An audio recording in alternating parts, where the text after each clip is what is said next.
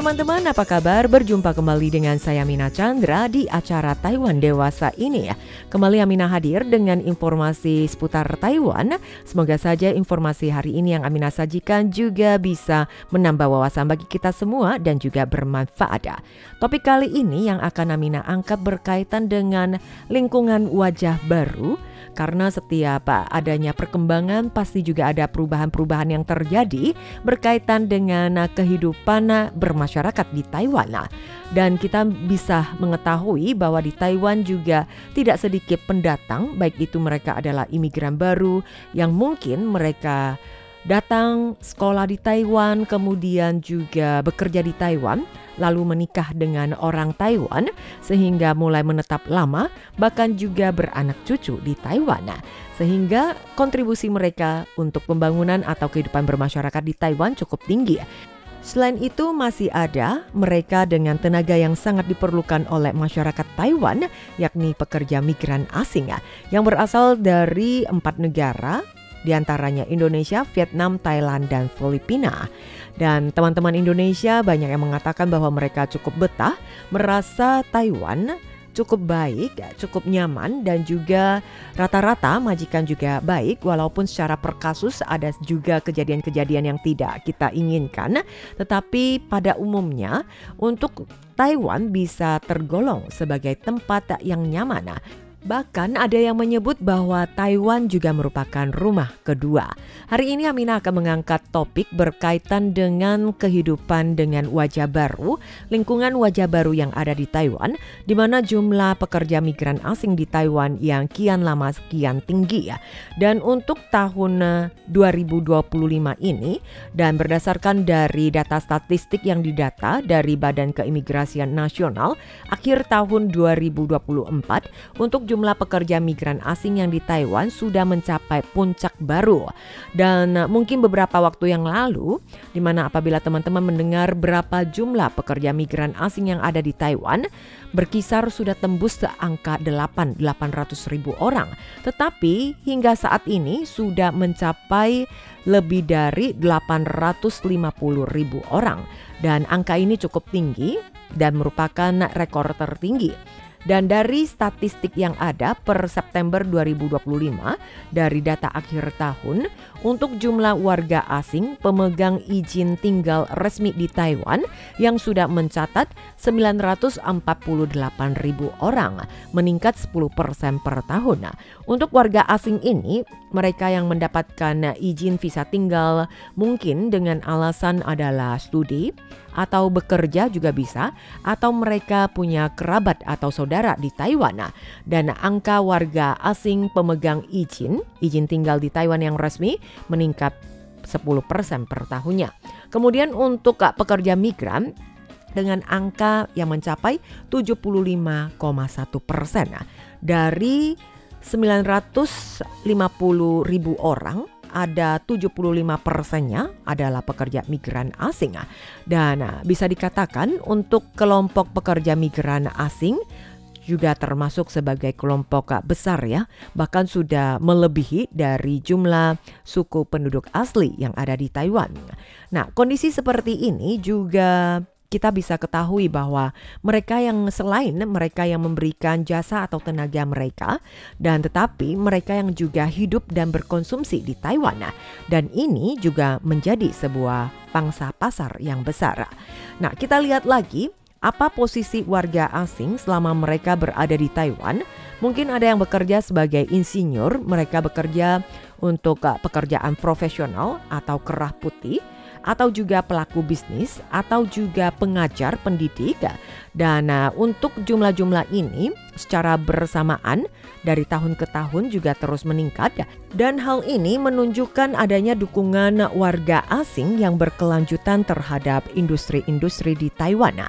Dan lebih lanjut kita akan menyoroti dari data Kementerian Ketenagakerjaan Taiwan, Untuk jumlah pekerja migran di mana sebagian besar terkonsentrasi pada industri manufaktur, konstruksi, dan juga layanan kesejahteraan sosial seperti panti jompo atau institusi medis. Dan industri manufaktur teknologi dan semikonduktor khususnya juga sangat mendorong permintaan tenaga kerja terampil tingkat menengah hingga tingkat tinggi dan menjadikan pekerja migran asing ini sebagai penggerak utama dalam pembangunan industri. Untuk mengatasi kekurangan tenaga kerja di beberapa industri, terutama di sektor industri konstruksi, pemerintah yang juga sudah melonggarkan kuota maupun kriteria penempatan pekerja migran di industri konstruksi umum berlaku sejak tahun 2023 yang menyebabkan semakin meningkat dengan pesat jumlah pekerja migran asing. Nah, pekerja migran asing secara bertahap juga menjadi pilar penting dalam menopang rantai industri ya. Dan kita ketahui bahwa kebutuhan masyarakat Taiwan, pengusaha Taiwan atau baik mereka yang di rumah tangga, mereka sangat membutuhkan tenaga. Dan dikarenakan kekosongan dari tenaga ini, maka akan dilengkapi oleh pekerja migran asing. Nah, salah seorang CEO Taiwan Housing Group bernama Chang Xulan, di mana ia menunjukkan bahwa peningkatan dari jumlah pekerja migran tidak hanya mengubah struktur pangsa pasar tenaga kerja saja, tetapi juga mendorong permintaan sewa rumah di kawasan industri. Beberapa tahun terakhir ini banyak perusahaan maupun bisnis mereka telah membeli tanah, kemudian juga melakukan kerjasama, baik itu adalah perhotelan maupun juga asrama yang diubah sebagai perumahan untuk pekerja migran. Dan beberapa pekerja migran di mana mereka tidak tinggal di dalam mes di pabrik, tetapi mereka akan menyewa akomodasi mereka sendiri. Dan hal ini menciptakan sebuah lingkungan baru, rupa baru, yaitu pasar untuk sewa bersama-sama. Ya, mungkin satu apartemen yang dirancang khusus untuk pekerja asing. Permintaan ini juga terus meningkat dan juga memberikan momentum baru bagi pasar perumahan dan persewaan di sekitarnya.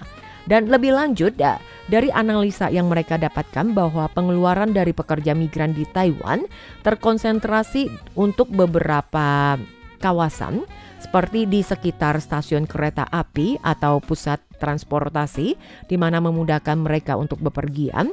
Contohnya adalah TMS, Taipei Main Station, kemudian juga untuk beberapa daerah seperti Taoyuan, Zhongli, Taichung, Tainan, dan juga Kaohsiung. Dan dengan harga sewa yang mungkin lebih rendah, tetapi memiliki pusat bisnis yang lebih tinggi. Area-area ini juga secara bertahap membentuk distrik bisnis pekerja asing. Dan ada beberapa warung-warung mungkin Asia Tenggara atau juga yang lebih bertaraf internasional. Banyak barang-barang yang dijualnya adalah produk dari luar negeri, seperti ada toko serba ada, kemudian juga salon kecantikan, lalu layanan remitensi atau pengiriman uang, dan juga restoran-restoran, warung-warung makanan khas dari negara penempatan pekerja migran asing. Hal ini tentunya juga memberikan vitalitas internasional ke dalam distrik bisnis tradisional yang mendorong adanya harga sewa naik untuk pertokoan, kemudian juga apartemen-apartemen tua yang dimana mereka renovasi lagi dan dijadikan sebagai rumah sewaan kepada para pekerja migran. Peluang bisnis ini ada karena jumlah pekerja migran yang semakin besar. Berikut ini ada sebuah diagram yang mencatat 8 kota besar di mana jumlah pekerja migran asingnya cukup padat. Di antaranya yang pertama adalah di kota Taoyuan dengan total sebanyak 118.000 pada tahun 2023 dan meningkat di tahun 2024 ada sebanyak 126.000 pekerja migran.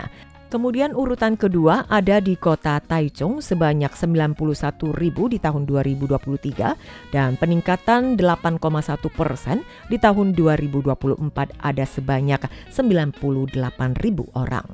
Nah, kira-kira inilah perbandingan jumlah pekerja migran dari tahun ke tahun yang semakin meningkat sehingga juga menjadi sebuah peluang bisnis bagi mereka yang bergerak di perumahan untuk disewakan.